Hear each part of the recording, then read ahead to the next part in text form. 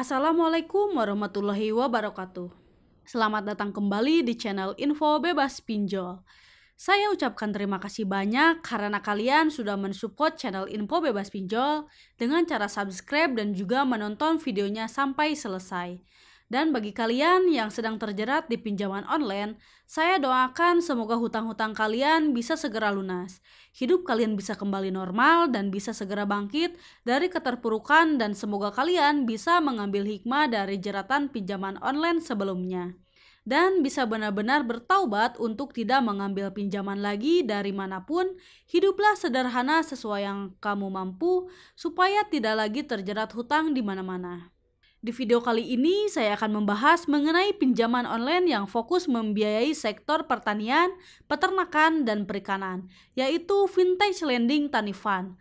Tanifund merupakan anak perusahaan dari Tanihub Group atau Agritech and Agrocery Startup, yang dimana Tanihub ini menghubungkan para petani dari berbagai daerah di Indonesia dengan pelaku bisnis. Namun ternyata akses terhadap pemasaran saja tidak cukup. Petani di Indonesia masih banyak yang memiliki keterbatasan akses kredit untuk pendanaan berbagai proyek budidaya yang para petani lakukan. Nah, melihat pada masalah tersebut, Tanihub meluncurkan Tanifund dengan tujuan untuk memberikan pendanaan bagi para petani di Indonesia. Dengan bantuan modal dari para pendana, petani di Indonesia dapat mengembangkan usaha budidaya yang dimilikinya. Dengan mendanai di Tanifund, pendana juga turut membantu meningkatkan perekonomian lokal di daerah kelompok tani yang didanai serta mendukung ketahanan pangan di Indonesia. Lalu bagaimana cara penyaluran dana yang dilakukan oleh pihak Tanifund kepada para petani? Nah, pihak Tanifund ini memberikan syarat pendanaan kepada petani yang mengajukan pinjaman, yaitu sebagai berikut. Yang pertama, kelompok tani memiliki pengalaman minimal 2 tahun untuk komoditas yang akan dikerjasamakan. Yang kedua, kelompok tani memiliki ketersediaan lahan yang akan digunakan untuk budidaya pertanian. Yang ketiga, kelompok tani memiliki tanaman atau ternak yang tersedia di lahan sebelum bermitra dengan Tanifund. Yang keempat, kelompok tani minimal beranggotakan 4 petani atau peternak yang tergabung dalam satu kelompok tani tersebut. Dan yang kelima, plafon pinjaman Rp 20 juta sampai 2 miliar rupiah dengan tenor pinjaman 3 bulan hingga 2 tahun. Tujuan dari Vintage Lending Tanifund ini memang cukup mulia dengan prinsip nilai Tanifund, yaitu social impact, menciptakan dampak sosial melalui platform peer-to-peer lending untuk meningkatkan perekonomian lokal dan ketahanan pangan di Indonesia. Lalu, apakah proses pinjam meminjam di platform Tanifund ini berjalan dengan lancar? Tentunya tidak juga ya teman-teman, karena ada indikator yang terpampang jelas di platform Tanifund ini, yaitu mengenai TKB 90 yang hanya memiliki nilai 43,23% saja, yang artinya di platform ini banyak yang melakukan gagal bayar. Lalu bagaimana analisisnya? Ini menurut analisis pribadi ya teman-teman, namanya juga usaha pertanian yang dimana sektor ini memang tidak bisa diprediksi dengan akurat. Maksudnya, dari hasil usaha pertanian, peternakan, dan perikanan ini tentu memiliki banyak faktor penentu untuk menunjang keberhasilannya. Salah satu faktornya misalkan cuaca, hama, penyakit, obat-obatan, dan pupuk, harga jual hasil panen, dan juga individu yang menjalankan usahanya, di mana semua faktor itu sangatlah saling berkaitan satu sama lain yang tidak bisa terpisahkan. Misalkan cuaca atau kondisi alam di mana ini sangat berpengaruh sekali terhadap hasil pertanian. Cuaca yang tidak menentu seperti tiba-tiba hujan besar atau panas berkepanjangan tentu akan mempengaruhi kualitas hasil pertanian.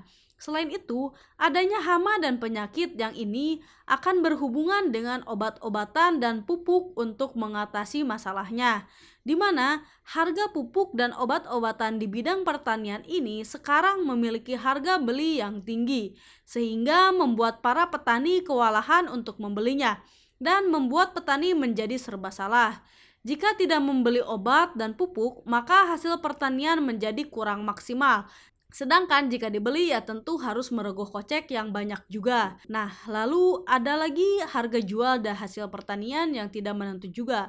Ya, kalau sedang untung mereka bisa panen dengan hasil pertanian yang bagus dan harga yang melambung tinggi. Sebaliknya, jika sedang kurang beruntung, mereka malah mendapatkan hasil pertanian yang kurang maksimal dengan harga jual yang anjlok pula. Nah, itulah kenapa sebab daripada platform Tanifan ini menjadi banyak yang gagal bayar. Selain dari hasil pertanian, tentu ada faktor individu juga, yang dimana pihak Tanifan ini meminjamkan uangnya kepada kelompok tani dengan anggota minimal 4 orang. Sehingga di dalam kelompok tani ini menjadi mempunyai banyak karakter orang, yang dimana ini sangat mempengaruhi kekompakan saat melakukan pembayaran cicilan kepada pihak Tanifan itu sendiri. Walaupun ada ketua kelompok tani yang menjadi leader, tetap saja memerlukan usaha yang keras untuk menyamakan visi dan misi dari setiap anggotanya. Ya, bisa jadi pada saat waktunya jatuh tempo, ada anggota yang belum bisa melakukan penyetoran uang untuk membayar cicilan, entah itu dari hasil pertaniannya yang kurang maksimal atau memang ada kebutuhan lain di pihak keluarganya. Sehingga dana yang dikumpulkan untuk membayar cicilan ke pihak Tanifan menjadi terhambat. Karena memang walaupun statusnya kelompok tani, hasil dari pertanian yang dijalankan setiap individunya bisa jadi berbeda-beda hasilnya. Makanya ini menjadi faktor terjadinya gagal bayar di platform Tanifan itu sendiri. Lalu apakah Tanifan itu akan menjadi bangkrut jika banyak yang melakukan gagal bayar? Ya, bisa jadi platform tersebut akan memiliki kerugian besar jika dana yang mereka cairkan ke pihak petani tidak bisa dikembalikan lagi oleh petaninya. Dan tentu ini akan membuat para pendana atau investor di platform Tanifan menjadi rugi. Dan tentu jika banyak yang melakukan gagal bayar, maka pendana atau investor pun akan menjadi enggan untuk berinvestasi kembali di platform Tanifan ya teman-teman. Lalu apakah ini semua salah para petani? Ya tidak bisa ambil kesimpulan seperti itu ya teman-teman, karena ini tentu menjadi resiko pihak Tanifan dan juga investornya, dan harus ditanggung bersama, tidak hanya pihak petani saja yang disalahkan. Toh petani juga tidak mau kan hasil panennya tidak maksimal, ditambah lagi mereka sudah bekerja keras banget untuk bisa memaksimalkan hasil pertaniannya. Dengan hasil yang tidak menentu, malah harus membayar cicilan yang sudah pasti pula, yang dimana bunga pinjamannya yang membuat para petani ini menjadi kewalahan juga. Kebayangkan gimana capeknya menjadi petani yang meminjam uang di pinjaman online yang berbunga tinggi? Maka dari itu, kita sama-sama support petani lokal Indonesia supaya mereka bisa selalu dalam lindungan Allah Subhanahu wa taala, diberikan kesehatan selalu, hasil panennya bisa maksimal dan tentu semoga energi mereka terus-menerus dalam keadaan prima dan semoga para petani Indonesia bisa bebas dari pinjaman hutang riba dimanapun itu. Sekian informasi yang bisa saya sampaikan. Terima kasih banyak sudah nonton videonya sampai akhir. Jangan lupa subscribe, like, komen, dan share supaya lebih banyak lagi orang yang bisa menerima manfaat dari video yang kami buat. Dan semoga kita semua bisa terbebas dari jeratan hutang pinjol dan riba lainnya. Dan bagi yang mempunyai hutang dimanapun itu bisa segera lunas ya. Amin. Terima kasih. Salam lunas.